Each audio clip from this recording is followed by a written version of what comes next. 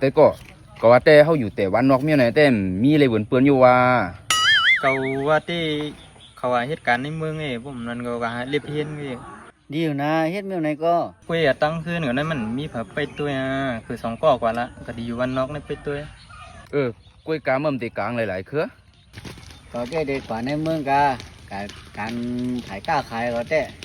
เมื่อเรื่อยซาลูไม่ก็ต้องเลยก็ได้ก็ใครไก่เหตุการณ์ถ่ายการวานการเมืองก็ได้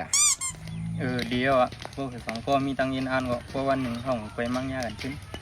ไปเดี๋ยวนะ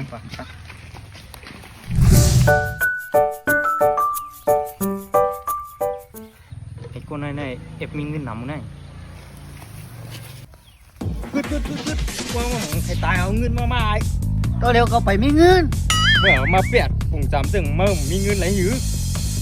เอาไอ้นี่ชื่อก็ไปไม่เงินนัดปึ๊บมันไปหู้เรื่องฮะมาเถียงเขานาทีมาหลวงเงินมาเหมียงเลยด้วยไอ้นี่ก็รันหู้เรื่องชื่อก็มีเนี่ยกระจายชื่อก็มีเลยป่วยก็แล้วแกอ่อนใจมาเคยพี่ยังก็ได้พี่ยังก็พี่ยังก็นั่นไปกำกดยิงเมื่อได้ยิงมาพวกมึงใครปานไหนตายก็อย่ายิงข้ามไปใกล้ตายเจสาลูนั่นมาไอ้โซ่ผมแจ้นะไอ้ซาลูไอ้ชัวไอ้เคอ